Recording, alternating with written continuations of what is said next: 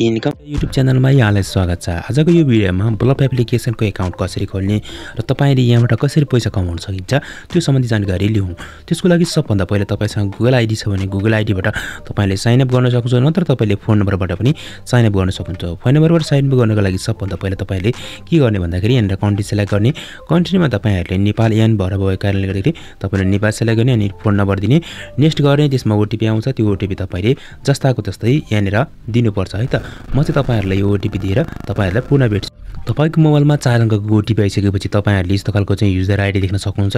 यो चाहिँ user ID रहेको छ तपाईहरुको माथिल्लोपट्टि। त्यस्तै गरी तपाईले यहाँ मेल या फिमेल तपाई सेलेक्ट गर्नुस्। त्यसपछि तपाईहरुले यहाँ ओके गरिदिनुस् है त। ओके गरेपछि साथै देख्न सक्नुहुन्छ यहाँ हाम्रो एकाउन्ट चाहिँ खुलेको भन्न जान्छ। त्यसपछि तपाईहरुले यहाँ कलेक्ट रिवार्ड भनेको हुन्छ। यो रिवार्डहरु चाहिँ तपाईले कलेक्ट गरेर राख्नु होला ताकि तपाईहरुलाई पैसा कमाउन अझ धेरै सजिलो होस्। त्यसपछि तपाईले देख्न सक्नुहुन्छ यहाँ यस्तो खालको चाहिँ तपाईहरुलाई यहाँ पपअपहरु फेस शो हुन्छ। त्यसमा तपाईले पार्टीमा गएर तपाईहरुले यहाँ लाइभ स्ट्रिम जोइन गर्न सक्नुहुन्छ अर्को। र त्यस्तै गरी तपाईहरुले यहाँ चाहिँ आफूले आफ्नो पनि पार्टी क्रिएट गर्न सक्नुहुन्छ है। माई रुम भन्ने हुन्छ त्यो बनाउन सक्नुहुन्छ। त्यसपछि मेसेजमा कुरा गर्नु पर्दाखेरि भर्खरै एकाउन्ट फ्रेश एकाउन्ट हो, यसमा केही पनि छैन हैन।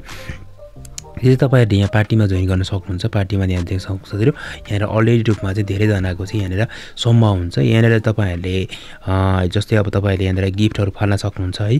त्यस्तै गरी तपाईहरुले यहाँ गिफ्टहरु तपाईले किन्न सक्नुहुन्छ। तपाईहरुले शेयर पनि गर्न सक्नुहुन्छ। यहाँ लकी ड्रहरु पनि तपाईले यहाँ लगाउन सक्नुहुन्छ हैन। त्यहाँबाट पनि तपाईले पैसा कमाउन सक्नुहुन्छ। यहाँ अब धेरैवटा पैसा कमाउने मेथडहरु छन् र ती मेथडहरुको बारेमा अझ धेरै आगामी दिनहरुमा म तपाईहरुलाई भिडियो बनाउने छु। तपाईहरुलाई यो एप्लिकेसन कस्तो लाग्यो, डेफिनेटली राम्रो लाग्यो भने एकचोटी क्लिक गरेर डाउनलोड गरेर ट्राई गर्न चाहिँ नभुल्नु होला है त। धन्यवाद।